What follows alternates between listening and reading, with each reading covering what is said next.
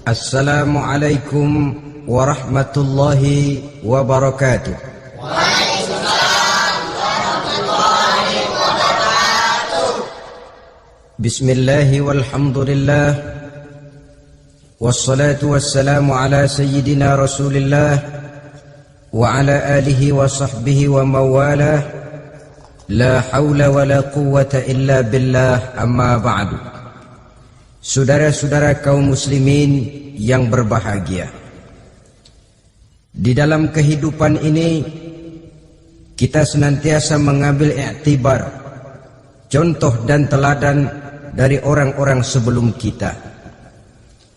Itu sebabnya kepada baginda Nabi kita Muhammad sallallahu alaihi wasallam Allah Subhanahu wa taala menjelaskan cerita para nabi sebelum beliau dalam ayat "Tsumma naqussu 'alaika min amba'ir rusuli ma nusabbitu bihi fu'adak." Demikianlah kami ceritakan kepadamu wahai Muhammad sebagian dari kisah para rasul-rasul sebelum kamu yang dengan itu akan memperkuat hatimu, meneguhkan keyakinanmu dan memantapkan pendirianmu. Inilah manfaatnya belajar dari sejarah. Jadi jangankan kita, baginda Nabi sendiri pun oleh Allah Subhanahu wa taala diceritakan sejarah para nabi sebelum beliau yang dimusuhi oleh umatnya, yang dicaci maki oleh kaumnya, yang terusir dari kampung halamannya, bahkan sampai ada yang terbunuh oleh umatnya. Itu seluruhnya merupakan iktibar manusabbitu bihi fu'adak, untuk memantapkan langkahmu, meneguhkan keyakinanmu dan menguatkan pendirianmu menghadapi perjuangan ini. Sehubungan dengan itu, pada pertemuan kali ini Al-Fakir ingin menyampaikan satu cuplikan kecil dari kehidupan seorang sahabat utama baginda Nabi, yaitu Sayyidina Umar ibn al-Khattab radhiyallahu anhu. Beliau adalah Umar bin Khattab bin Nufail bin Abdul Uzza dari suku Quraisy golongan Bani Adi. Perawakannya tinggi, kekar dan gagah, melambangkan sifatnya yang pemberani, tegas dan tidak pernah kenal takut kepada siapapun. Sebelum mendapat hidayah, Umar bin Khattab termasuk orang yang berdiri di barisan orang-orang yang memusuhi umat Islam. Ia terperangkap dalam tradisi jahiliyah, di mana gemar berperang dan bermabuk-mabukan juga merupakan hal-hal yang pernah dilaksanakan dalam kehidupannya sebelum beliau masuk ke dalam agama Islam. Oleh karena itu, dalam kehidupan beragama, hidayah merupakan sesuatu yang penting. Bagaimanapun banyaknya dosa dan kesalahan yang telah dilakukan oleh seseorang, tidak seharusnya menyebabkan ia putus asa dari rahmah Allah. Sebaliknya, bagaimanapun banyak kebajikan dan kebaikan yang sudah dikerjakannya, tidak perlu membuat dia besar hati, puas, bangga, apalagi menjadi lalai karenanya. Sebab kita belum tahu akan bagaimana ujung perjalanan dari kehidupan kita ini. Saudara-saudara, kisahnya pun masuk Islam merupakan peristiwa yang menarik. Pada satu hari, dengan pedang terhunus, Umar bin Khattab menuju Darul Arqam, tempat di mana baginda Nabi biasa berkumpul dengan para sahabat. Melihat mukanya yang beringas, matanya yang nanar, orang sudah menyangka dan mengerti ini tentu akan terjadi pembunuhan. Dalam perjalanan menuju Darul Arqam, Umar bertemu dengan Nuaim bin Abdullah. Nuaim bertanya, "Ya Umar, mau kemana ente?" "Mau membunuh itu, si murtad itu." "Si murtad yang mana?" "Yang mana lagi?" "Itu yang memecah belah kita, yang menghina berhala-berhala kita, yang menjelek-jelekkan nenek moyang dan keturunan kita. Siapa lagi kalau bukan Muhammad?" Kata Nuaim, "Umar, nggak salah, tidak salah lagi. Salah Umar. Salah kenapa? Apa kamu nggak malu? Kamu mau pergi membunuh Muhammad, sementara adikmu sendiri Fatimah, dia sudah termasuk salah seorang pengikut Muhammad.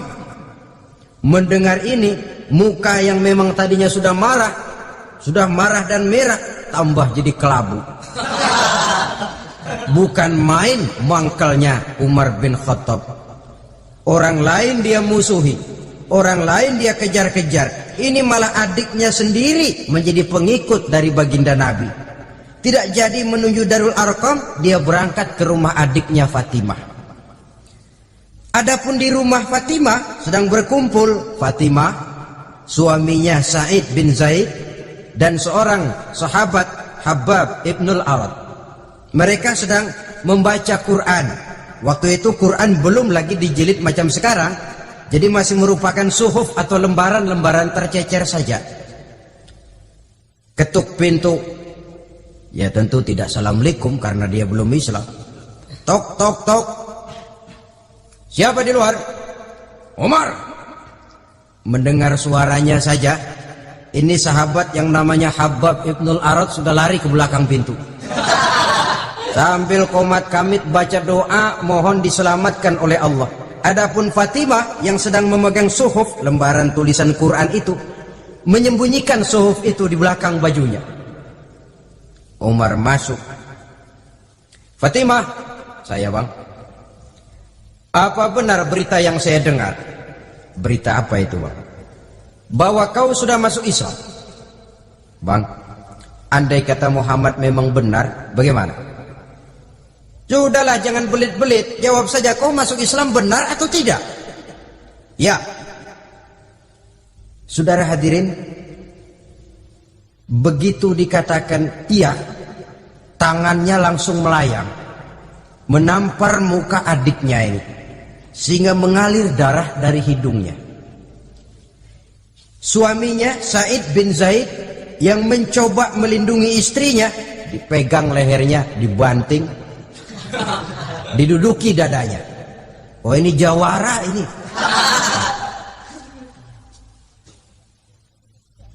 Namun pada saat sedemikian, suara kebenaran terpantul dari mulut Fatimah, adik dari Umar bin Khattab ini.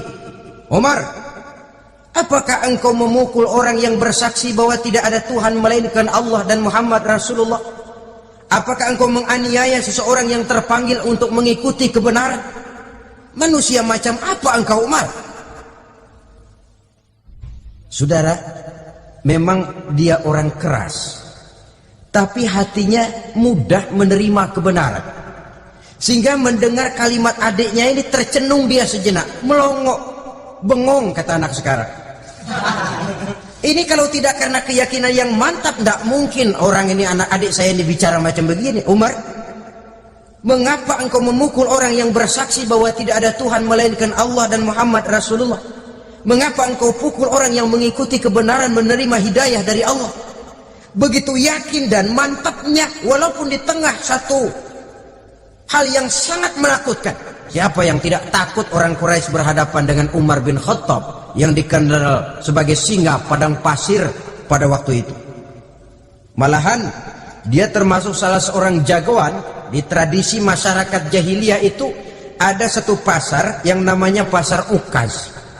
Tiap tahun di pasar itu diadakan pesta. Pertama pertandingan syair, jadi penyair waktu itu jadi kebanggaan.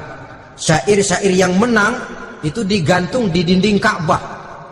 Jadi setiap suku akan bangga kalau mempunyai ahli syair yang hebat. Nah, lalu diadakan juga lah perlombaan balap kuda, memanah, termasuk gulat. Lah Umar ini tiap kali pertarungan mesti menang. Belum pernah ada yang berhasil mengalahkan dia. Jawara. Saudara-saudara, mendengar adiknya begitu mantap hatinya, apalagi ketika adiknya berkata begitu, suhuf, lembaran yang disembunyikan di belakang bajunya tersembul. Apa yang kau sembunyikan di balik bajumu itu? Suhuf. Apa suhuf itu? Lembaran Al-Quran. Coba saya lihat. Enggak boleh. Kenapa? Kamu kotor. Orang kotor tidak boleh megang Quran. Saya mau lihat.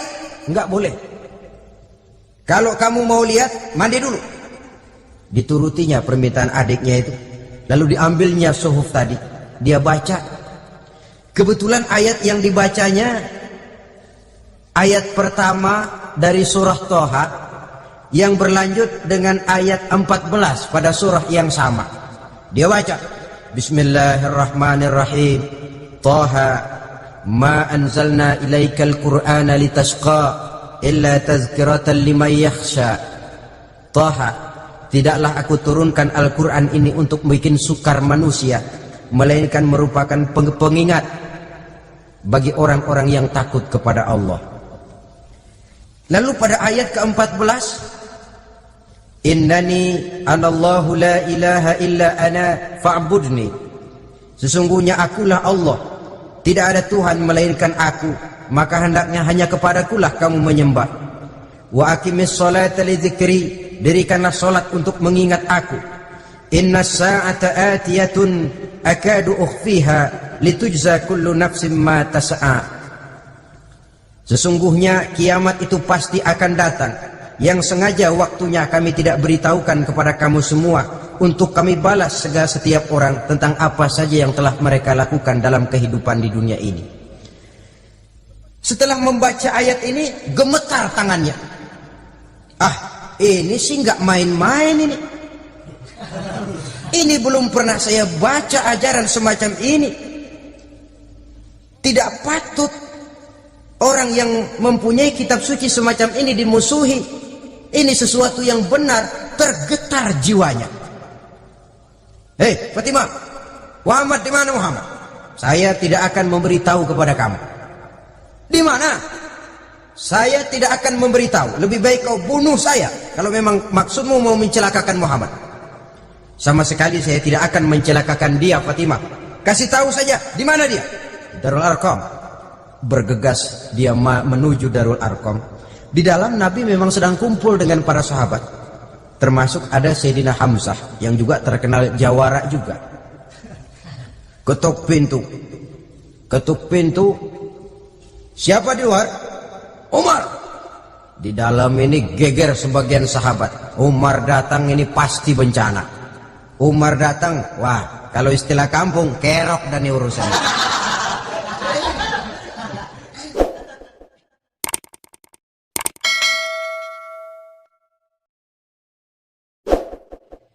Tapi baginda Nabi menenangkan mereka. Tenang, mudah-mudahan ada hikmahnya. Sayyidina Hamzah tampil, bukakan dia pintu. Kalau niatnya baik, kita terima. Kalau niatnya tidak baik, saya paling depan. Dibukakan pintu. Begitu dibukakan pintu, Umar masuk merangkul baginda Nabi. Kemudian dengan tersendat, Asyhadu an la ilaha illallah wa asyhadu annaka ya Muhammad Rasulullah. Saya bersaksi tidak ada Tuhan melainkan Allah, dan saya bersaksi bahwa engkau hai Muhammad adalah utusan Allah. Sahabat takbir semua, Allahu Akbar, Allahu Akbar. Kegembiraan meliputi suasana ketika itu. Kenapa? Karena sebelumnya dikala Umar belum masuk Islam, dia merupakan ganjalan yang paling dikhawatirkan oleh umat Islam. Setelah dia masuk Islam, jelas merupakan suatu keuntungan yang sangat besar. Dan dia tertarik kepada Islam bukan karena bujuk rayu orang, tidak karena diberikan harta, tidak karena diiming-iming oleh kedudukan tinggi, tapi karena kebenaran. Hidayah menembus hatinya melalui wasilah ayat dalam surah Toha yang dibacanya melalui suhuf yang dipegang oleh adiknya tadi. Sejak saat itu berubah 180 derajat Umar bin Khattab radhiyallahu anhu. Tetapi tetap dengan sifatnya keras, tegas, dan tidak pernah kenal takut kepada siapapun. Cuma kalau sebelum Islam dia kerasnya kepada Islam. Setelah dia masuk Islam, muter arah. Kepada siapapun yang memusuhi Islam, dia bersikap keras, tegas, dan tidak pernah kenal takut. Bahkan setelah beliau masuk Islam, satu hari ketika di Darul Arqam kumpul-kumpul, waktu itu Nabi belum berdakwah secara terbuka karena pengikut masih sedikit. Sayyidina Umar usul, "Ya Rasul, ada apa Umar? Alasna 'alal haq fi mamatina wa mahyana?" Ya Rasul, bukankah kita ini berdiri di atas sesuatu yang benar? Bukankah mati kita, hidup kita untuk melaksanakan sesuatu yang benar? Bala ya Umar, betul Umar. Wallazi nafsi biyadih, innakum la'alal haq in muttum wa in hiyitum.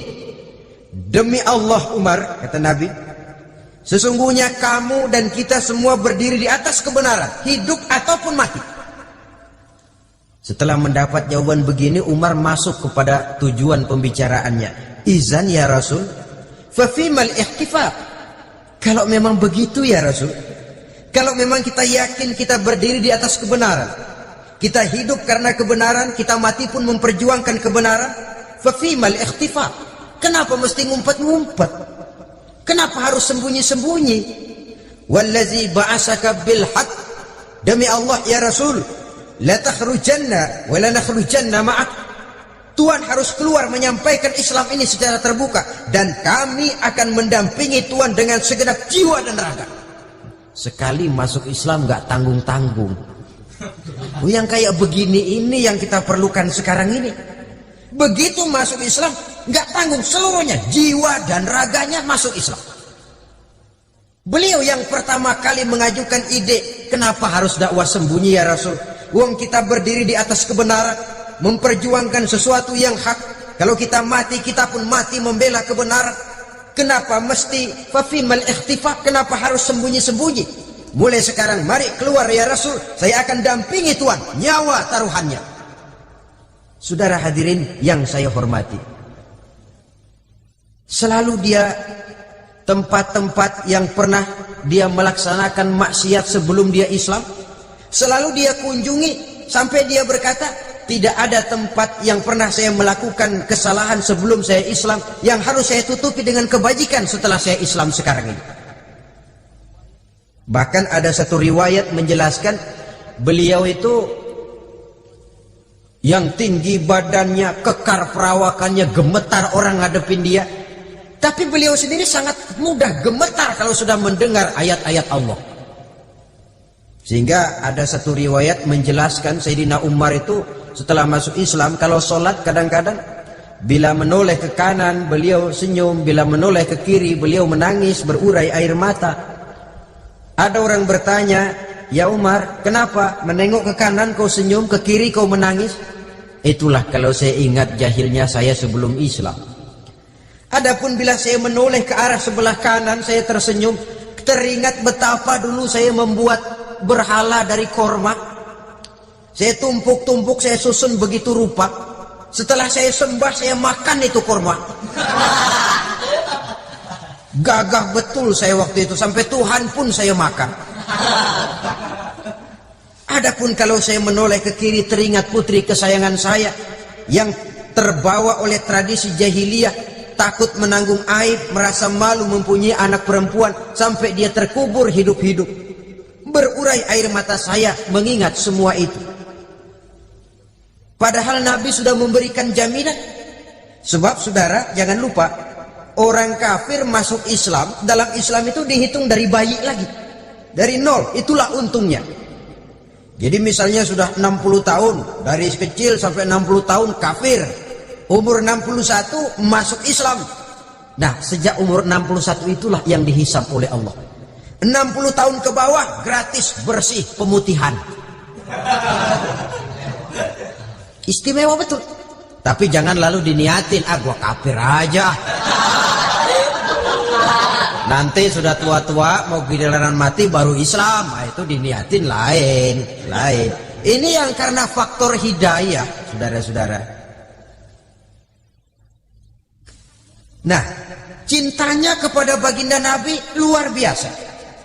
Dalam setiap pertempuran beliau selalu di front terdepan. Bahkan demikian cintanya sampai ketika hari di mana baginda Nabi wafat, saudara-saudara. Disampaikan berita wafat Nabi kepada Umar ini. Ya Umar, baginda Nabi sudah wafat. Kamu ngomong apa? Baginda Nabi sudah wafat. bukan sedih, nyabut pedang keluar matanya melotot. Siapa yang bilang Muhammad mati, saya tabas batang lehernya. Begitu cintanya beliau kepada baginda Nabi, sampai-sampai nggak menerima kalau Nabi wafat. Taruhlah nggak bisa mati bersamaan, bolehlah mati beriring-iring saja barangkali maksudnya. Saudara-saudara, cabut pedang, kelayaban kemana-mana. Ayo, siapa ngomong Muhammad mati, saya tebas batang lehernya. Sampai bertemu dengan Sayyidina Umar, Sayyidina Abu Bakar. Di tempat orang banyak, Sayyidina Abu Bakar yang bijaksana ini pidato. Ayuhan nas, man kana ya'budu Muhammadan, fa inna Muhammadan qad mata. Wa man kana ya'budu Allah, fa inna Allah hayyun la yamut. Wahai manusia, barang siapa yang menyembah Muhammad, maka Muhammad sudah mati. Tetapi barang siapa yang menyembah Allah, Allah akan hidup selamanya dan tidak akan pernah mati. Mendengar pidato ini, Sayyidina Umar sadar bahwa sebenarnya yang tidak bisa mati itu cuma Allah. Bagaimanapun agungnya baginda Nabi, besarnya baginda Nabi, tinggi akhlak budi pekertinya Nabi, cintanya beliau kepada Nabi, toh Nabi manusia dan manusia harus mati. Kemudian dibacakan surah Ali Imran ayat 144.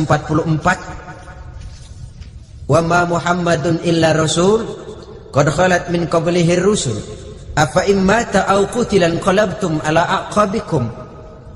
Muhammad tidak lain daripada manusia, telah datang kepadanya rasul, apakah jika ia mati engkau kembali menjadi murtad atau mundur ke belakang? Mendengar ayat ini dibacakan, Sayyidina Umar sadar, berurai air matanya, menangis dalam kesedihannya.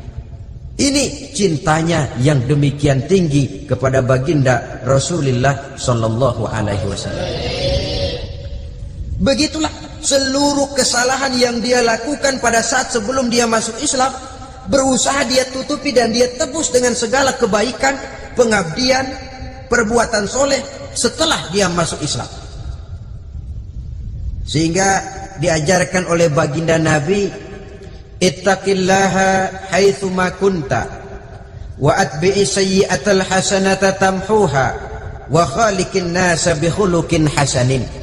Bertakwalah kamu kepada Allah, kata Nabi, dimanapun saja kamu berada. Jadi takwa tidak kenal tempat.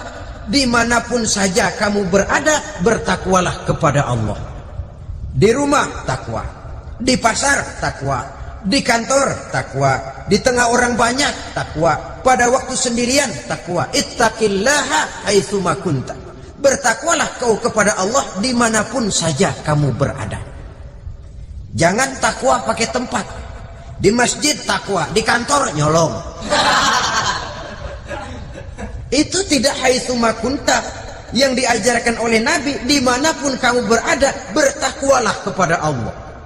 Wa atbi'i sayyi'atal hasanah tamhuha, dan iringi perbuatanmu yang salah dengan kebaikan. Jadi kalau satu saat terselip kita berbuat salah, cepat iringi dengan kebaikan, tamhuha, dengan harapan kebaikan yang kita kerjakan akan menutupi dosa yang terselip kita lakukan. Amin. Ngomongin orang, astagfirullahaladzim, banyak istighfar. Istighfarnya mudah-mudahan bisa nutupin dosa karena ngomongin orang. Tapi jangan lalu tambah sulap, ngomongin orang istighfar, terus ngomongin lagi istighfar lagi. Itu tentu tidak bisa dengan cara begitu. Barangkali terselip pernah mengambil harta orang tanpa alasan yang hak, imbangi dengan rajin sedekah misalnya. Barangkali pernah menyakiti hati orang, imbangi dengan perbuatan yang bisa menyenangkan hati orang lain. Itu namanya mengiringi perbuatan yang bersifat salah dengan kebajikan. Ini yang dilakukan oleh Sayyidina Umar.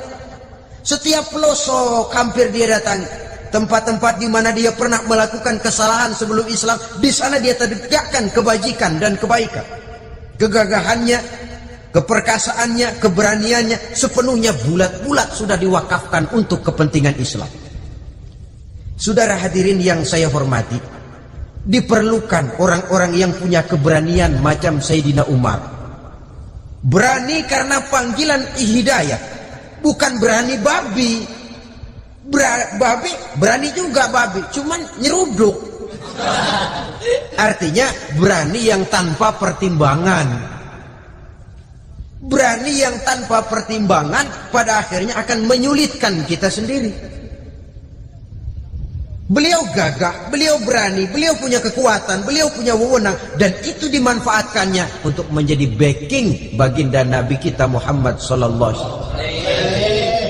La takhrujanna wa la nakhrujanna ma'ak ya Rasul. Rasul, keluar, sampaikan dakwah secara terbuka. Saya akan mendampingi Tuhan. Jika ada yang ganggu Tuhan, saya paling depan.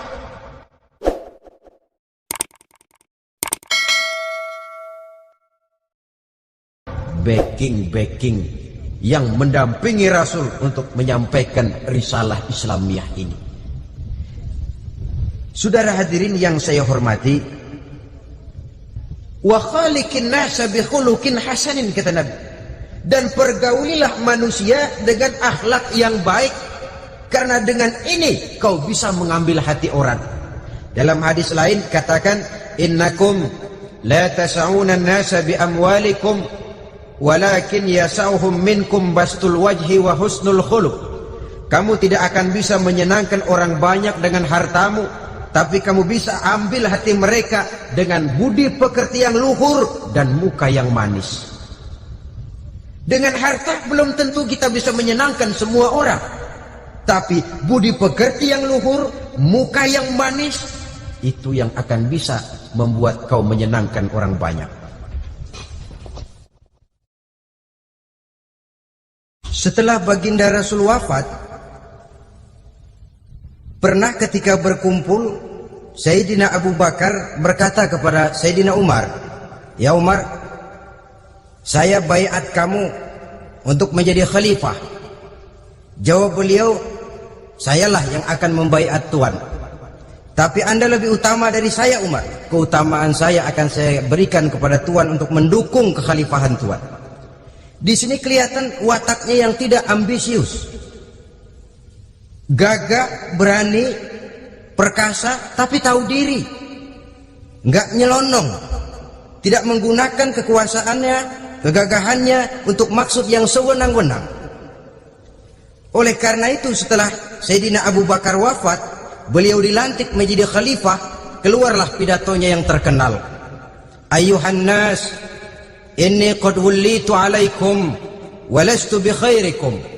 Hai manusia, aku telah dipilih menjadi pemimpin kamu, padahal aku bukanlah orang yang terbaik di antara kamu. Kalau tidaklah karena aku melihat keutamaan, keteguhan yang dapat melindungi kalian, berat rasanya aku memikul amanah ini. Sebab apa? Alangkah beratnya menunggu datangnya perhitungan di akhirat nanti terhadap Umar. Ini yang jadi motifnya memegang jabatan khalifah. Sungguh berat bagi Umar menunggu datangnya saat perhitungan. Sehingga seolah-olah kalau bisalah jadi Umar bin Khattab saja, jangan jadi khalifah kalau bisa. Tapi moya umat sudah kadang memilih. Sehingga benar kalau dalam satu hadis Nabi pernah mengajarkan jangan memberikan satu jabatan kepada orang yang memintanya. Sebab orang kalau sudah minta jabatan, apalagi pakai jilat-jilat, pakai upeti-upeti, tentu ada tendensinya. Ada batu di balik udang. Kalau udang di balik batu kan mungkin nggak kelihatan, tapi kalau batu di balik udang kelihatan betul itu. Ada maunya, ambisinya. Jangan memberikan satu jabatan kepada orang yang memintanya. Seakan di batinnya Sayyidina Umar menyesali. Kenapa Umar nggak jadi Umar saja, kok mau jadi khalifah gitu? Alangkah berat perhitungan buat saya di akhirat nanti. Nah, setelah jadi khalifah, sebagai satu i'tibar, saya akan mencoba mengemukakan beberapa sifatnya yang menonjol untuk pelajaran buat kita semua. Pertama, sikapnya terhadap keluarganya setelah beliau menjadi khalifah.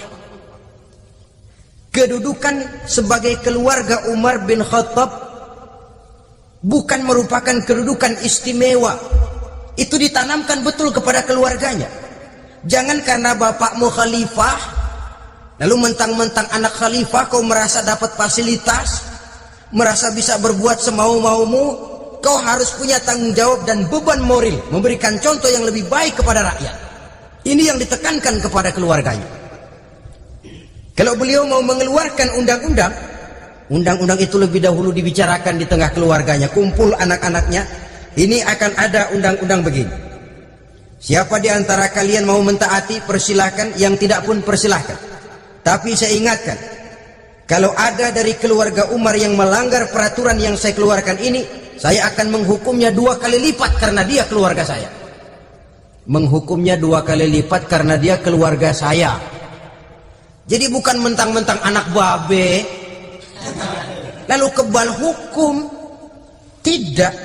Siapa yang di antara kalian melanggar peraturan ini, akan aku kenakan hukuman 2 kali lipat karena dia keluargaku. Nah, saudara hadirin yang saya hormati, lalu berwibawa, dijaga betul keluarganya. Suatu hari beliau datang ke rumah putranya Abdullah bin Umar. Ketika masuk dilihatnya Abdullah bin Umar sedang makan daging. Makan daging. Merah muka Umar. Mentang-mentang anak khalifah ya. Mentang-mentang anak Amirul Mukminin ya, kamu makan daging. Lihat tuh, rakyat kita masih banyak yang kelaparan, makan daging, makan roti keras. Padahal itu halal. Sesuatu yang diperoleh dengan usahanya sendiri.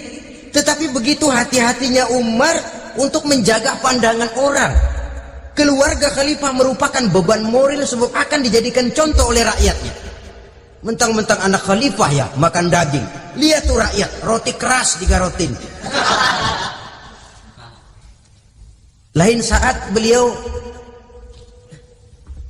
pergi ke satu pasar, di situ dilihat ada sapi gemuk-gemuk. Tempat lain sapinya kurus-kurus. Tanya, ini yang gemuk-gemuk sapi siapa? Sapi Abdullah bin Umar, sapi anaknya. Panggil Abdullah bin Umar, suruh sini. Datang anaknya. Abdullah bin Umar, bagaimana ceritanya sampai ini? Begini, Bapak. Dahulu itu dengan uang saya beli sapi kurus-kurus. Lalu saya rawat. Saya berikan upah orang untuk merawat sapi-sapi itu. Sampai sekarang dia menjadi gemuk. Akan saya jual dan keuntungannya tentu sesuatu yang halal. Subhanallah, kata Umar. Kau ini anak Amirul Mukminin. Jual sapimu. Ambil modalnya, untungnya, masukkan Baitul Mal untuk urus kepentingan orang Islam. Dia nggak mau anaknya terlibat bisnis, ndompleng kekuasaan ayahnya. Karena mentang-mentang anak khalifah lalu segala macam bisnis lancar. Orang takut karena apa? Anak babe. Ada lagi. Pada waktu pembagian harta ghanimah, putri beliau yang namanya Hafsah, ini adalah istri baginda Nabi, meminta bagian. Kaum kerabat ayah, ini kerabat khalifah, kitalah dulu kerabat. Kalau kau kerabatku, maka jatahmu nanti dari ayahmu. Harta ini masih lebih banyak dibutuhkan oleh orang-orang Islam. Nanti belakangan kalau ada sisanya. Belakangan kalau ada sisanya. La haula wala quwata illa billah.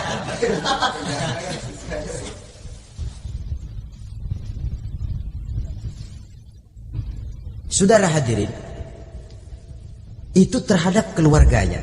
Kemudian apa sifat-sifat yang menonjol dari kepemimpinannya? Pertama, kesederhanaannya. Beliaulah satu-satunya khalifah, Amirul Mukminin, setingkat presiden kalau sekarang, yang punya jubah cuma 2 dan 1 pun punya anaknya. Tambelan lagi. Pernah sholat Jumat terlambat. Beliau naik mimbar untuk khutbah, sebelumnya minta maaf dulu. Saudara-saudara, maaf saya terlambat nungguin baju kering. Seorang khalifah nungguin baju kering. Sederhana dalam kehidupannya. Mari kita ambil satu cerita lagi. Pada waktu beliau jadi khalifah, yang diangkat jadi gubernur di Mesir adalah Amr bin As. Amr bin As hidupnya lebih mirip kaisar. Istananya besar, pakaiannya bagus-bagus. Nah, yang paling mengganggu pikiran Amr bin As, di sebelah istananya ini ada gubuk reok kepunyaan orang Yahudi lagi. Ini nggak pantas bener, masa di samping istana gubernur ada gubuk reok, orang Yahudi lagi yang punya. Ini mesti udah bikin saja rencana, panggil dinas tata kota, bikin planning. Di sini mau dibangun masjid, proyek negara. Bikin gambarnya, susun anggarannya, tender. Saudara-saudara, si Yahudi yang punya gubuk reot dipanggil. Yahudi, ada apa, Pak? Kamu tahu nggak? Enggak. Iya, memang belum saya kasih tahu.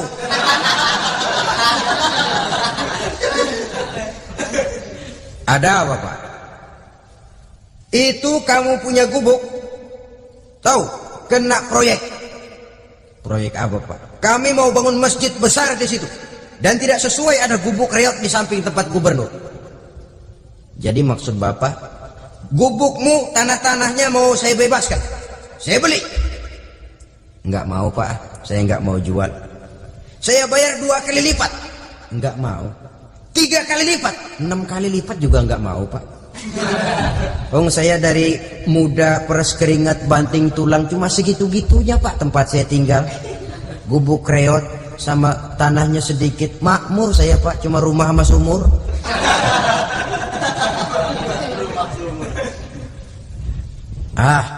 Ini Yahudi kelewatan juga. Akhirnya turun perintah, sudah, kalau dia nggak mau dibebaskan, gusur saja, tarik, ambil bulldozer. Gusur. Yahudi ini berurai air matanya. Aduh, begini jadi rakyat kecil, udah jatuh ketiban ember lagi. Tapi pikir-pikir Amr bin As kan bukan yang paling atas, dia kan cuma pejabat, masih ada atasannya lagi. Lapor, lapor. Yahudi ini berangkat ke Madinah. Bayangkan dari Mesir ke Madinah, jalan. Di sepanjang jalan dia berpikir membanding-banding. Kalau gubernurnya saja istananya begitu mewah, apalagi khalifahnya. Kalau gubernurnya galak main gusur, apalagi khalifahnya. Dan saya bukan orang Islam, apa dia lemin ngadu? Apa dapat tanggapan? Berangkat dia sambil harap-harap cemas. Sampai di pintu kota Madinah,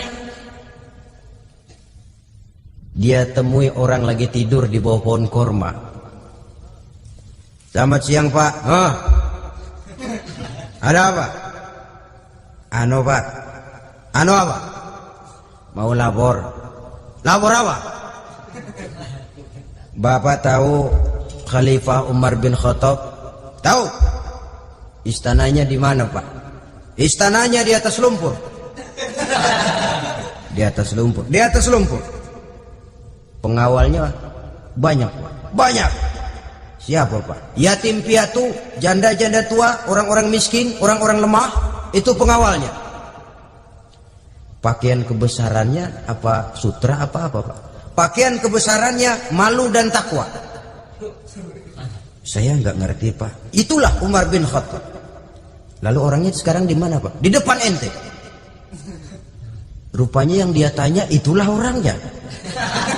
Gemeter Yahudi ini, keringat bercucuran. Coba, istananya di atas lumpur. Sebab beliau berprinsip, bagaimana saya bisa menghayati nasib rakyat kalau saya tidak merasakan apa yang mereka rasakan? Bagaimana saya nggak bisa tahu sakitnya lapar kalau saya belum pernah kelaparan? Itu prinsipnya. Istananya di atas lumpur. Para pengawalnya yatim piatu, janda-janda tua, orang-orang miskin, orang-orang lemah dan tidak mampu. Dan pakaian kebesarannya malu dan takwa.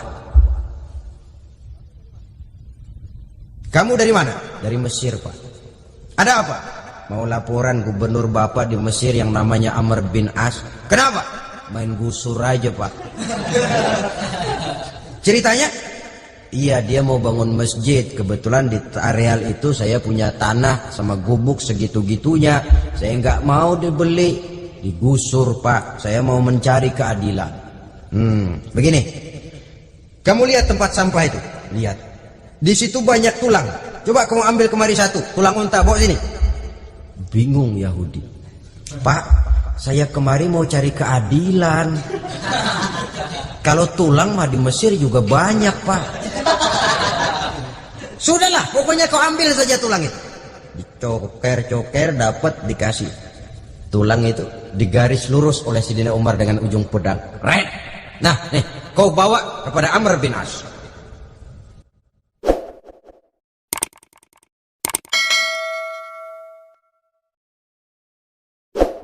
Makin bingung itu Yahudi. Suruh bawa tulang cuman digaris. Nanti saya ngomong apa Pak? Sudahlah, kasih saja. Pulang dia. Sampai di Mesir, Tuan Gubernur, ada apa? Saya baru menghadap khalifah. Kemudian beliau sampaikan ini, dikasih tulang. Amr bin As melihat tulang ada goresan lurus dengan ujung pedang, gemetar, badannya keluar keringat dingin, panggil kepala proyek, proyek batal, masjid nggak jadi didiriin, itu gubuk Yahudi diriin lagi. Ini Yahudi makin bengong. Ini gubernur dapat tulang doang segitu takutnya.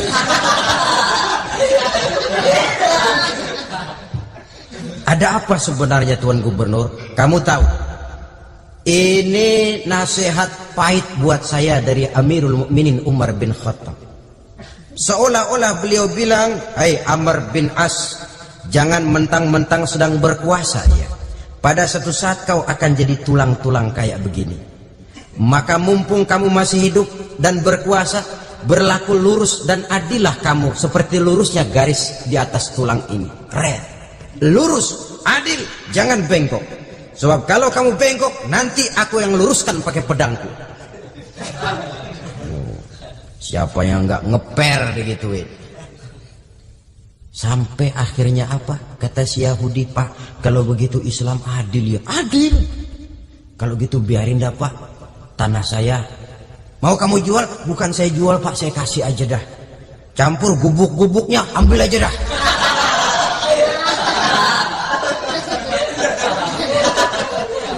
Masuk Islam si Yahudi ini oleh karena keadilan dari Umar bin Khattab.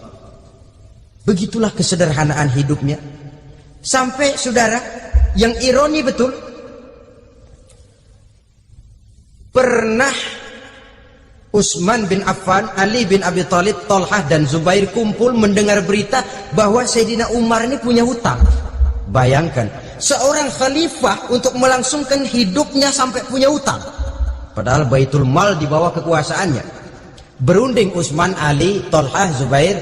Kalau kita langsung ngomong sama Umar nggak enak dong, dia nggak bakalan terima. Lewat putrinya aja, Hafsah. Baik. Hafsah ngomong sama Umar, "Abah, kenapa? Bagaimana kalau honor Abah ditambah, ditingkatkan supaya hutang bisa ketutup?" "Hafsah, saya Abah." "Siapa yang nyuruh kamu ngomong begitu?" "Enggak ada." "Ada. Saya tahu ada ini. Kalau nggak ada kamu nggak mungkin ngomong begitu. Tapi orangnya kalau saya tuntut mereka mungkin nggak mau. Sekarang saya mau tanya Hafsah, kau kan istri Rasul, betul? Nah, saya mau tanya, suamimu makanannya apa? Daging? Bukan. Roti. Tempat tidurnya kasur empuk? Bukan. Kain kasar yang kalau musim panas kami bentangkan, kalau musim dingin separuh buat tidur, separuh buat selimut. Pakaian yang dibelikan untukmu berapa banyaknya? Cuma 2. Nah, itu guru saya, orang yang paling saya cintai, dan itu yang saya ikuti. Bahkan setelah beliau wafat, Sayyidina Umar ini hutangnya ditanggungkan kepada anaknya Abdullah bin Umar, dan itu pun dilunasi dengan menjual rumahnya, sehingga rumahnya itu disebut Darul Qadha, rumah bayar hutang. Begitu kesederhanaannya. Jadi nggak pakai aji mumpung jadi khalifah lalu kayak ikan gurita, tangan yang mana aja megang. Itu kan mental monyet. Monyet itu kan begitu, tangan megang kiri kanan, mulut ngawal, kaki megang, temennya dikasih masih ngerampas juga. Monyet rakus betul itu. Itu kesederhanaannya. Kenapa kesederhanaan ini timbul? Karena sikap zuhudnya. Zuhud itu tarkud dunia li ajlil akhirah. Orang yang mengambil dunia hanya yang diperlukan dengan lebih mengutamakan kehidupan akhirat. Watak zuhudnya yang sangat menonjol. Dialah pahlawan yang paling berani di medan perang. Dialah imam yang paling khusyuk di masjid. Dan tidak jarang kalau sholat sendiri, begitu membaca ayat yang menceritakan neraka, nangis berurai air matanya. Saudara hadirin ma'asyiral muslimin rahimakumullah. Jadi kesederhanaan dan kezuhudan ini bukan lewat teori disampaikan oleh Umar, bukan lewat penataran seluruh aparat, tidak, lewat contoh konkret. Inilah saya, contoh sederhana dan zuhud. Bagaimana saya akan bisa merasakan penderitaan rakyat kalau saya sendiri tidak pernah menderita? Bagaimana saya akan tahu sakitnya lapar kalau saya belum pernah kelaparan? Maka tanpa penataran, tanpa upgrading segala macam, berhasil karena prinsip keteladanan. Beliau jadi contoh utama. Dan sumber utamanya tentu tidak lain karena contoh dari baginda Nabi besar Muhammad SAW. Dua, sederhana. Yang kedua, zuhud. Yang ketiga, sifat yang menonjol dari kekhalifahannya adalah adil. Kalau sudah bicara soal hukum, dia tidak pernah kenal kompromi. Adalah seorang pemuka Nasrani masuk Islam, namanya Jabalah bin Aiham. Ketika dia bikin haji, kain ihramnya keinjak orang Arab yang hitam, Baduy. Jengkel, dia merasa bekas tokoh, enak aja nih orang udah jelek nginjak lagi. Ditempeleng orang tadi. Orang ini lapor kepada Umar, panggil Jabalah bin Aiham. Panggil. Kau ditampar? Betul Khalifah. Tampar dia. Tampar lagi. Dipukul orang itu di depan Sayyidina Umar. Jadi tidak karena kau ini bekas kepala suku, kau ini bekas orang terhormat, lalu ada kebijaksanaan yang tidak bijaksana. Kebijaksanaan yang akhirnya jadi tidak bijaksana. Dan itu memang sudah dimulai dengan memblokir keluarganya. Tidak satu keluarganya pun yang boleh mempunyai perasaan bahwa menjadi keluarga khalifah merupakan fasilitas dan keuntungan. Kau jangan makan di atas punggungku, kau jangan menikmati fasilitas di atas keringatku. Dan tidak ada keinginan mewariskan jabatan khalifah kepada anak-anaknya. Pernah beliau musyawarah, saya bingung, kenapa khalifah? Gubernur Kufah ini sulit nyari orang. Diangkat yang lemah, rakyat ngeluh. Diangkat yang keras, rakyat juga ngeluh. Ada calon khalifah, kalau ini mah nggak salah lagi nih buat gubernur Kufah. Siapa? Abdullah bin Umar, anak beliau sendiri. Melotot matanya, jangan macam-macam kau. Cukup satu orang Umar memegang jabatan ini. Kalau berhasil, kami keluarga Umar sudah merasakannya. Kalau gagal, cukup kegagalan seorang Umar. Tidak berusaha mengorbitkan anaknya, wah anak babe diangkat jadi ano, tidak, malah diblokir, cari yang lain. Tapi Abdullah bin Umar cukup syarat ya khalifah. Dia orang bertakwa dan soleh.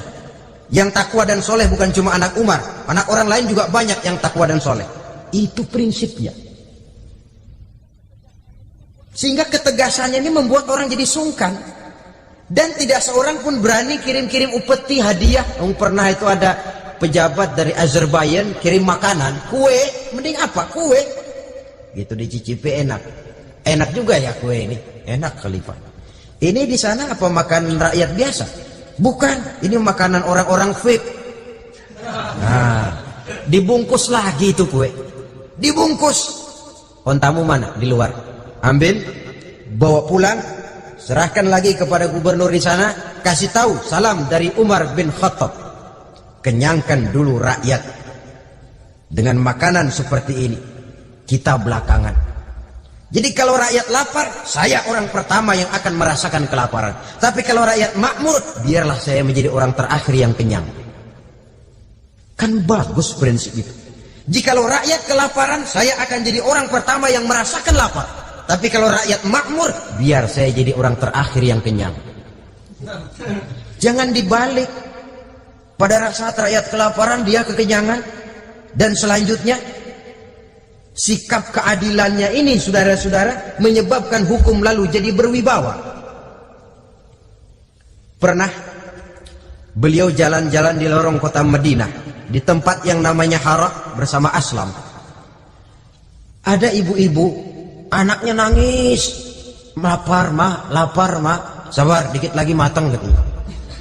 Emang tuh ibu lagi ngerebus, bunyi air ngegulak, luguk. Umar lihati dari jauh, belum juga matang. Nih anak dari nangis lapar sampai capek nangis sampai tidur. Anak tidur, Umar samperin, Bu, emang masak apa sih kok nggak bisa matang? Saya nggak masak apa-apa tuan. Itu pating kerubuk apa? Ketika dibuka ya cuma air saja. Subhanallah, ibu sudah ngebohongi anak ibu sendiri. Habis harus bagaimana tuan? Saya sudah nggak punya makanan untuk dimasak. Sementara perut nggak kenal kompromi. Jalan satu-satunya ya terpaksa anak saya bohongi. Saya bilang sebentar lagi matang sampai dia tidur sekarang ini. Memangnya Khalifah Umar gimana sih ngurusi rakyat? Subhanallah, dia orang zalim. Dia yang memegang urusan kami tapi dia nggak tahu nasib saya. Anak kelaparan, keluarga terlantar. Oh begitu. Iya, zalim betul Umar bin Khattab itu. Kalau begitu ibu tunggu sebentar. Dia pulang bersama Aslam menuju Baitul Mal. Dia ambil tepung 1 karung, dipikul sendiri. Dipikul sendiri, kata Aslam, ya Khalifah biar saya yang bawa. Jangan. Kenapa Khalifah? Apa kau kira kau sanggup mikul dosa saya di akhirat nanti? Biar saya yang mikul sendiri. Dia bawa ke tempat tuh ibu-ibu. Dia masakin sendiri. Nah Bu, sudah matang, persilakan masak. Makan. Alhamdulillah Tuan. Mudah-mudahan Allah memberkahi Tuan. Tuan lebih baik dari Umar bin Khattab yang zalim itu. Memang sebenarnya Tuan siapa, kata tuh ibu? Saya. Iya, saya ya Umar bin Khattab yang ibu bilang zalim itu. Gemetar si ibu. Gemetar si ibu. Tapi memang peka dan menghargai kritik orang. Tidak membungkam setiap orang yang nadanya sumbang atau berbeda. Kadang beliau berkata, saya khawatir karena orang terlalu segan dengan saya lalu nggak ada yang berani negur kalau saya salah. Kan begitu biasanya. Karena sudah terlalu segan lalu semuanya orang mau diaminin saja. Asal dibilang nggak benar marah, jengkel. Lalu disingkirin, maunya diiyain, inge kulo nuwun. Oke bos. Beliau bilang saya khawatir kalau tidak ada orang yang mau menegur kesalahan saya jika saya terlanjur nanti. Tahu muncul orang, demi Allah saya akan menegur Tuhan dengan pedang saya ini. Cerah mukanya, senyum bibirnya, alhamdulillah. Anak muda, saya memerlukan orang macam kau yang berani berkata iya terhadap yang benar dan tidak terhadap yang tidak benar, apa dan bagaimanapun resikonya. Di sini kelihatan sikap beliau menghadapi orang yang berbeda pendapat. Keadilan, keberanian dan ketegasan, cepat menerima kebenaran merupakan serentetan dari sifat-sifat utama beliau sejak masuk Islam sampai menjadi khalifah yang kedua. Bahkan dengan jasa beliau, Islam kemudian tersebar menembus dinding Jazirah Arabia, memasuki Bizantium dan Persia, sehingga beliau juga dikenal sebagai periode Al-Futuhat Al-Islamiyah. Nah saudara-saudara, inilah cuplikan kecil dari kehidupan seorang agung dan besar yang memang sangat terbatas kata-kata untuk melukiskan kebesaran itu. Namun yang secuplik ini mudah-mudahan menjadi sumbangan moral dalam rangka kita memperbaiki diri menuju kehidupan yang lebih baik. Terima kasih banyak atas segala perhatian. Mohon maaf atas segala kekurangan. Usikum wa nafsi bitaqwallah. Wassalamualaikum warahmatullahi wabarakatuh. Waalaikumsalam.